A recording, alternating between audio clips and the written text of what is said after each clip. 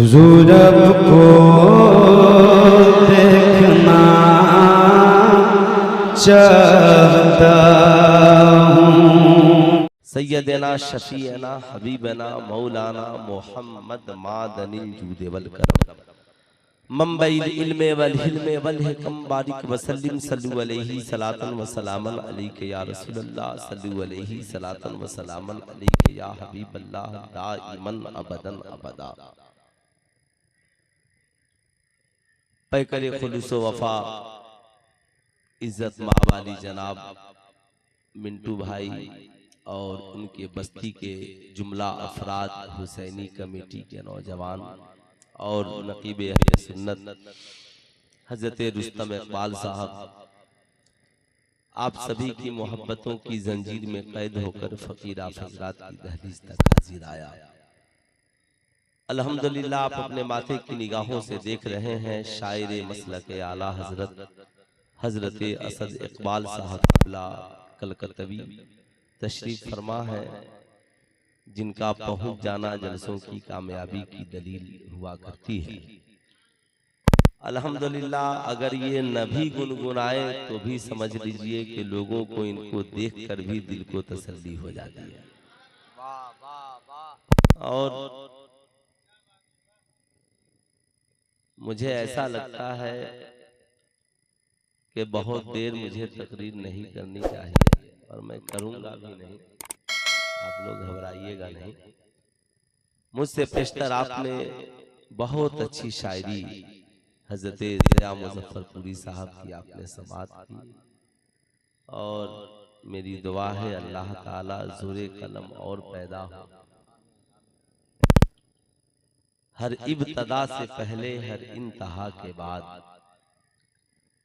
नामे नबी बुलंद है नामे खुदा के बाद। दुनिया में एहतराम के काबिल हैं जितने लोग, मैं सबको मानता हूँ मगर मुस्तफ़ा के बाद।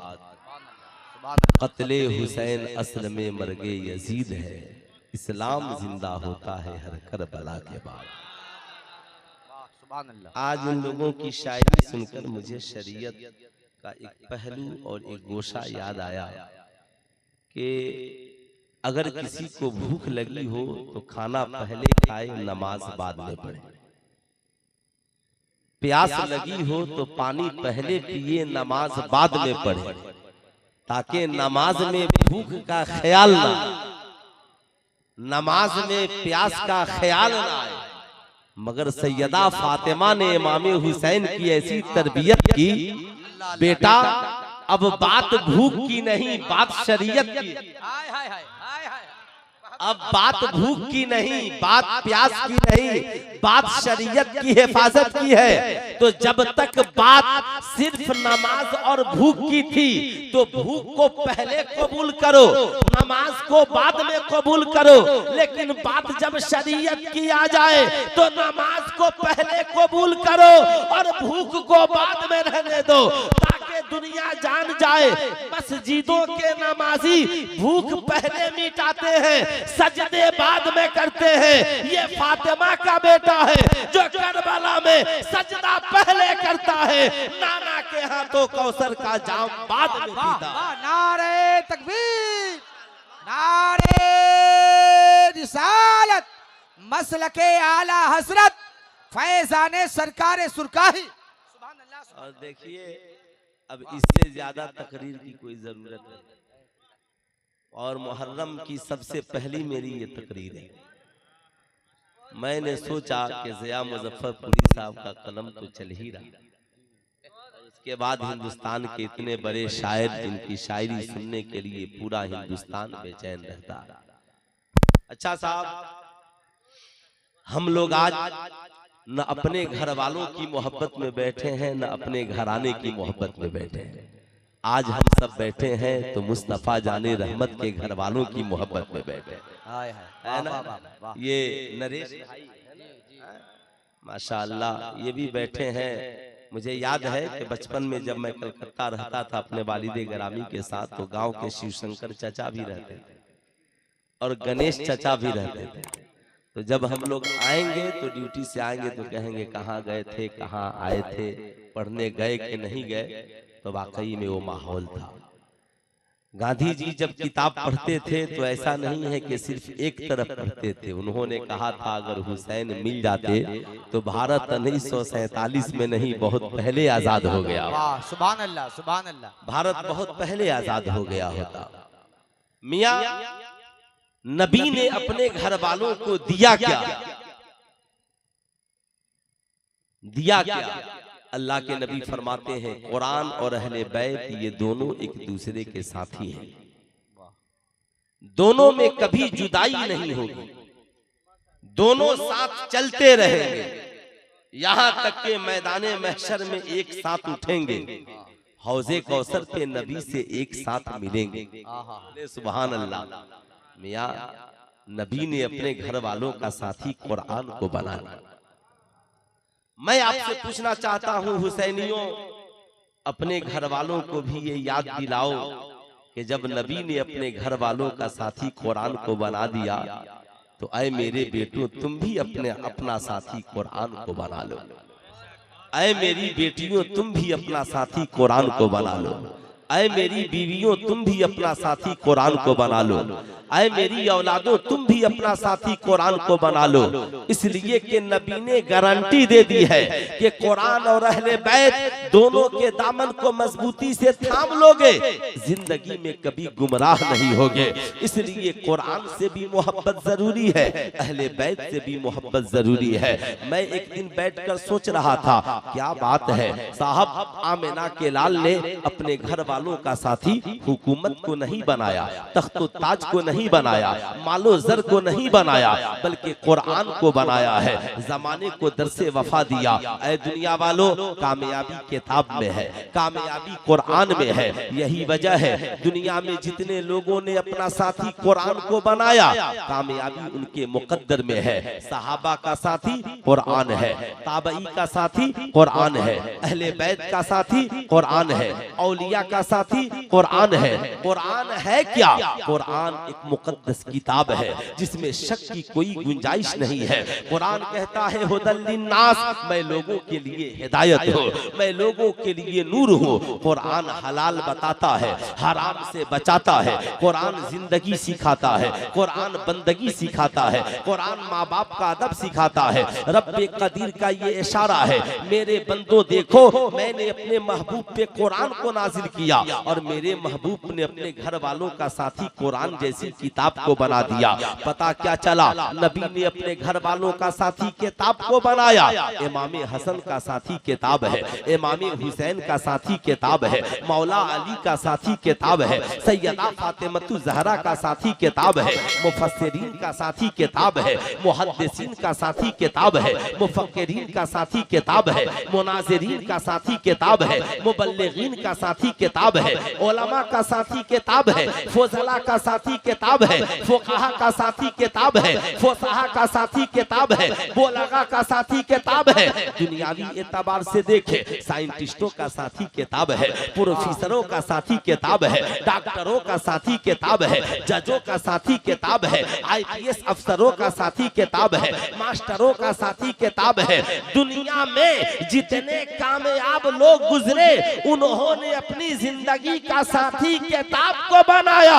इसलिए कि रब ने कुरान में फरमाया लक़द कान लकुम फी रसूलिल्लाहि उस्वतुन हसना, नबी की जिंदगी तुम्हारे लिए नमूने अमल है। अल्लाह ने नबी का साथी किताब को बनाया, नबी ने अपने घर वालों का साथी किताब को बनाया और पूरी दुनिया के कामयाब लोगों ने अपनी जिंदगी का साथी किताब को बनाया। इसलिए आज के इस जलसे से पहला मैसेज पूरी दुनिया के लोगों को ये है कि दुनिया वालों, नबी ने अपने घर वालों का साथी किताब को बनाया है, तुम भी अपने घर वालों का साथी किताब को बना दो ताकि तुम्हारी औलादें कामयाब हो, तुम्हारे बच्चे कामयाब हो, तुम्हारी जिंदगी कामयाब हो। क्या आपको अफसोस नहीं होता हमारी कौम के छोटे छोटे बच्चे जिन्हें किताब पढ़ने की उम्र थी वो मोबाइल फोन चला रहे हैं। हमारी कौम की वो बच्चियां जिन्हें किताब पढ़ने की उम्र थी वो मोबाइल फोन चला रही रही है। इसलिए सुल्तान रजा कहना चाहेगा, याद रखिएगा,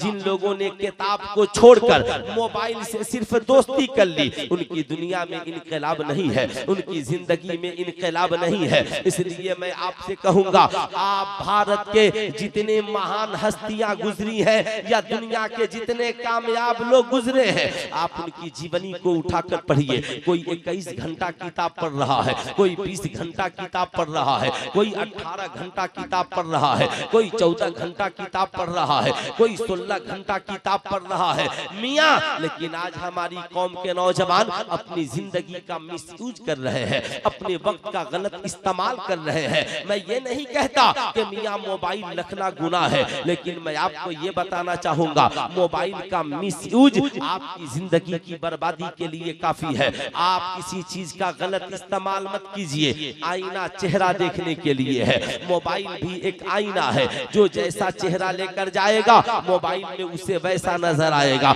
मोबाइल वही है, कुरान पढ़ने वाला कुरान पढ़ रहा है, हदीस पढ़ने वाला हदीस पढ़ रहा है, आजान सुनने वाला आजान सुन रहा है, नात सुनने वाला असद इकबाल कलकतरी को सुन रहा है, तकरीर सुनने वाला मुफ्ती अख्तर हुसैन आलिमी को सुन रहा है, फतवा सुनने वाला हुजूर ताजुश शरिया को सुन रहा है, गाना सुनने वाला डिस्को डांसर को सुन रहा है। साहब याद रखिएगा, वही किताब है जिस पे बाज बच्चे ऑनलाइन क्लास करके भारत में यूपीएससी और बीपीएससी क्वालिफाई कर रहे हैं, और 5 बच्चियां इंस्टाग्राम चलाकर अपनी इज्जत व आबरू बर्बाद कर रही है। इसलिए सुल्तान रजा कहना चाहेगा, आज से 1450 बरस पहले कुरान ने कहा, तावनु अलल बिर्रि वत तकवा ला तावनु अलल इस्मे वल उद्वान। भलाई और नेकी के काम में लोगों की मदद करो, और गलत काम में, मासियत में, गुनाह में किसी की मदद मत करो। करबला में हुसैन ने यही तो किया। अब तक हजरत अमीर माविया हुकूमत की कुर्सी पर बैठे रहे, शरीयत के मुताबिक हुकूमत चलती रही, इमाम हुसैन खामोश रहे। लेकिन जो ही यजीद जैसा फांसी को फाजिर शख्स, शरीयत का बाकी शख्स कुर्सी पर बैठा, इमाम हुसैन मुखालिफत में आ गए। कहा मैं सबकी इताअत कर सकता हूँ, मगर शरीयत के बाकी की पैरवी नहीं कर सकता, शरीयत के बाकी की इताअत नहीं कर सकता। दुनिया वालों, शरीयत की बगावत चाहे करबला के मैदान में हो या भारत के किसी मैदान में हो, जहां जहां शरीयत की बगावत होगी, वहां वहां हुसैन और हुसैनी खड़े होकर शरीयत की हिफाजत करते हुए नजर आएंगे। इसलिए मैं आपसे कहूंगा, नारे तकबीर, नारे रिसालत, मसलके आला हजरत फैजाने सरकारे सुरकाही। इसलिए मैं आपसे कहूंगा, आप अपनी जिंदगी को हुसैनी बनाइए, आप अपने किरदार को हुसैनी बनाइए, आप अपने कैरेक्टर को हुसैनी बनाइए। हुसैनियत का मतलब क्या है? मियाँ, जमाना शराब के नशे में डूब रहा था, आप सब वहां गए और जाने के बाद आपने कहा नहीं, मेरी बस्ती में शराब की भट्टी नहीं चलेगी। आपने मिलजुल करके तोड़ दिया, शराब खाने को बंद कर दिया। आप दिल में मुस्कुराइए कि आज आपने इमाम हुसैन के मिशन को फिर से जिंदा कर दिया है। साहब, समाज में जहेज का गंदा रस्म चल रहा है, आप सब मिलजुल करके पहुंचे और आपने कहा नहीं मियाँ, जो जहेज मांगेगा हम उसके शादी ब्याह में शिरकत नहीं करेंगे। अगर लोग मान गए, समझ लीजिए कि आपने इमाम हुसैन के कदम से एक कदम मिला लिया है। मियाँ, आप देखें, हमारी कौम की बेटियां बेहयाई और बुराई की मुर्तकिब हो रही है। आपने समाज में एक मीटिंग बुलाई, कहा सुनो, याद रखो, अपनी बेटियों को फेसबुक आईडी न बनाने देना, अपनी बेटियों को इंस्टाग्राम की आईडी न बनाने देना, अपनी बेटियों का ख्याल रखना, गलत ऐप से अपनी कौम के नौजवान बच्चे और बच्चियों को दूर रखना। जमाना पूछेगा फायदा, कहा फायदा ये होगा अगर अच्छा ऐप का इस्तेमाल करेंगे, ज़हन पाकीज़ा होगा, जिंदगी में पाकीज़गी आएगी, और गलत ऐप का इस्तेमाल होगा तो भारत पाकिस्तान की उन सुपरस्टार आवारा लड़कियों की तरह कोठों पे लाशें पड़ी रहेंगी। कोई उठाने वाला नहीं मिलेगा, कोई जनाजा पढ़ने वाला नहीं मिलेगा, कोई तुझे अपना कहने वाला नहीं मिलेगा। इसलिए मेरा मशवरा है, वक्त रहते अगर आपने इंतजाम नहीं किया तो मियाँ आपका भला नहीं होने वाला है। भलाई इसी में है मियाँ, भलाई इसी में है कि जहाँ जहाँ हम देखें शरीयत की मुखालफत हो रही है, वहाँ वहाँ हम हुसैनी बनकर शरीयत की हिफाजत करते चले जाएं। अब शरीयत की हिफाजत के लिए ये जरूरी नहीं है रिजवान साहब तलवार लेकर मैदान में उतर जाएं, ये जरूरी नहीं है रुस्तम इकबाल साहब तलवार लेकर मैदान में उतर जाएं। नहीं मियां, जहां तलवार की जरूरत है वहां तलवार चलेगी, और जहां पे साहब जहां पे कलम की जरूरत है वहां पे कलम चलाएंगे। मियां, क्या जरूरत पड़ी तो भारत की हिफाजत के लिए सूफिया कुरैशी के बंदूक की गोलियां नहीं चली है? क्या जरूरत पड़ी है तो भारत की हिफाजत के लिए अब्दुल हमीद ने टैंक नहीं चलाया है? क्या जरूरत पड़ी है तो भारत की हिफाजत के लिए एपीजे अब्दुल कलाम ने मिसाइल नहीं बनाया है? मियां, जरूरत पड़ी तो सब होगा, लेकिन इस वक्त मैं आपको याद दिलाना चाहूंगा करबला में इमाम हुसैन इस्लाम और मुसलमान और शरीयत की हिफाजत के लिए मैदान करबला में औलाद कटा रहे हैं, खानदान कटा रहे हैं, जिंदगी कुर्बान कर रहे हैं। मैं आपसे पूछना चाहता हूं, आपने अपनी बस्ती की हिफाजत के लिए क्या किया है? आपने अपने इलाके की हिफाजत के लिए क्या किया है? आपने अपने गांव की हिफाजत के लिए क्या किया है? तो क्या आप कहेंगे नरेश भाई से कि हम 1000 तलवारें खरीद लेते हैं और 1000 नौजवानों को दूध और मट्ठा खिला करके पहलवान बनाकर दरवाजे पे खड़े कर देते हैं? मैं कहूंगा मियां, नहीं, ऐसा करने से कोई फायदा होने वाला नहीं है, इसलिए कि ये दौर तलवार का नहीं है, ये दौर बंदूक का नहीं है, ये दौर बम बारूद का नहीं है। इस मुल्क में अपनी सेफ्टी के लिए, अपने गांव की हिफाजत के लिए लश्करे जर्रार की जरूरत नहीं, पढ़े लिखे 10 हुसैनी नौजवान की जरूरत है। पढ़े लिखे 10 हुसैनी नौजवान की जरूरत है। बस या हुसैन, सब लोग या हुसैन, या हुसैन, या हुसैन। ये तरीका हमें किसने दिया है? ये तरीका हमें किसी और ने नहीं, बरेली से अहमद रजा ने दिया है, बरेली से आला हजरत ने दिया है। आज मैं इत्तफाक से मोबाइल पे 2 नाटंकी किस्म के शायरों को सुन लिया, बड़ा अफसोस हुआ। कह रहे थे हम बरेली वाले हैं। साहब, चेहरा तो देखो यार, अजीब ड्रामा। लोग यही न समझेंगे, शायद मसलके आला हजरत यही है। 2 शायर माइक लेकर खड़ा हो गया, बार बार चीखे चिल्लाए हम बरेली वाले हैं, लोग नोट उठा उड़ाएं, लोग समझते हैं यही मसलके आला हजरत है। अरे पगला, ये मसलके आला हजरत नहीं है। जहां नबी की शान में गुस्ताखी हो वहां कलम चले, ये मसलके आला हजरत है। जहां वलियों की शान में गुस्ताखी हो वहां समाज मैदान में आ जाए, ये मसलके आला हजरत है। जहां पे कोई बातिल कुव्वत सर उठाए उसे आवाम अहले सुन्नत मिलकर कुचल दे, ये मसलके आला हजरत है। मियां, तुझे पता नहीं है, आला हजरत ने कई 100 बरस पहले ही मुसलमानों को नहीं बल्कि पूरी दुनिया के इंसानों को फार्मूला दिया कि आपकी कौम के जो बच्चे तालीम हासिल कर रहे हैं, आप उनकी तालीमी सलाहियतों की जांच कराइए। वो चाहे मदारिस में पढ़ने वाले हो, चाहे स्कूल कॉलेज में पढ़ने वाले हो। अगर मदारिस में पढ़ने वाले हैं तो अच्छे आलिम से उनकी तालीमी सलाहियतों की जांच कराइए। ये बच्चे आपकी बस्ती के पढ़कर क्या बन सकते हैं? कितने ब्रिलियंट और अक्ल वाले हैं? क्या ये बड़े आलिम बन सकते हैं? क्या ये बड़े मुफ्ती बन सकते हैं? क्या ये ग्रांड मुफ्ती बन सकते हैं? क्या ये मुहद्दिस मुफस्सिर बन सकते हैं? क्या ये मुफक्किर बन सकते हैं? ऐसे ही स्कूल में इमसाल आपकी बस्ती के 100 बच्चों ने मैट्रिक का इम्तिहान दिया, इंटर का इम्तिहान दिया। आप एक अच्छा टीचर रखकर उनकी तालीमी सलाहियतों की पूरे गांव वाले मिलकर जांच कराइए। गांव के 10 ब्रिलियंट नौजवानों को चुनिए, अक्ल वालों को चुनिए। इसमें कौन बच्चा है जो जज बन सकता है? कौन बच्चा है जो पढ़कर आईपीएस अफसर बन सकता है? कौन बच्चा है जो पढ़ लिख करके अच्छा वकील बन सकता है? कौन बच्चा है जो पढ़कर एपीजे अब्दुल कलाम की तरह अजीम साइंटिस्ट बन सकता है? कौन बच्चा है जो पढ़कर डॉक्टर, इंजीनियर, प्रोफेसर, मास्टर बन सकता है? ज्यादा नहीं, आपने गांव के 10 नौजवानों को चुन लिया, ये बड़े ब्रिलियंट है, बड़े अक्ल वाले हैं। अगर अमीर हैं तो बाप पढ़ा दे, आप उनकी मदद कर दीजिए। और अगर गरीब है, बाप नहीं पढ़ा सकता, तो पूरा समाज मिलकर गांव के उस नौजवान को पढ़ा दीजिए। पढ़ा डॉक्टर बनाइए, IPS अफसर बनाइए, जज बनाइए। फायदा ये होगा मियाँ कि 10 साल बाद आपकी बस्ती की हिफाजत के लिए तीरों, कमान, तलवार और लश्करे जनरल की जरूरत नहीं पड़ेगी। आपकी बस्ती के पढ़े लिखे नौजवान का पावरफुल कलम चलता जाएगा, आपकी बस्ती की हिफाजत होती जाएगी। वाह वाह, नारे तकबीर, नारे रिसालत, फैजान इमाम हुसैन, फैजान सरकार सुरकाही। यजीदियत आज भी खौफजदा है कि हुसैनियत जिंदा है।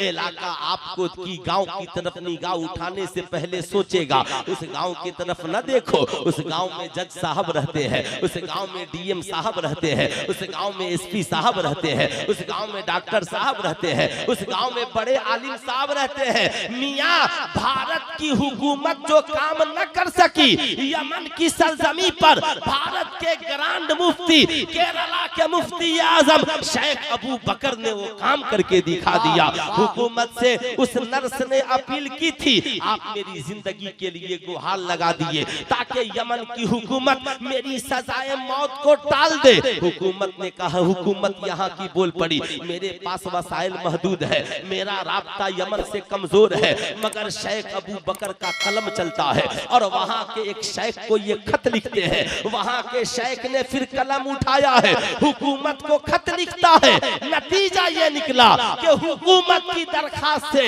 भारत की उस नर्स की जान तो न बच सकी, मगर शेख अबू बकर की दरखास्त से साहब भारत के उस नर्स की जान बच गई। पता क्या चला, कभी कभी पावर ऑफ हुकूमत से भी ऊंचा पावर ऑफ एजुकेशन हो जाता है। इसलिए मैं आपसे कहूंगा, अपने बच्चों को साहब खाना खिलाइए मत खिलाइए, मगर अपने बच्चों को पढ़ा लिखा नौजवान जरूर बनाइए। जानवर और इंसान में फर्क यही है, खाना तो जानवर भी अपने बच्चों को खिलाता है, खाना तो कुत्ता भी अपने बच्चों को खिलाता है, दूध तो कुतिया भी अपने बच्चों को पिलाती है, मगर जानवर और इंसान में फर्क यही है, जानवर बच्चों को सिर्फ खिलाता है, इंसान खिलाता भी है, साथ में उसे पढ़ाता भी है, उसे सजाता और संवारता भी है। ये तरीका हमें मिला है तो आमिना के लाल के घराने से। वाह।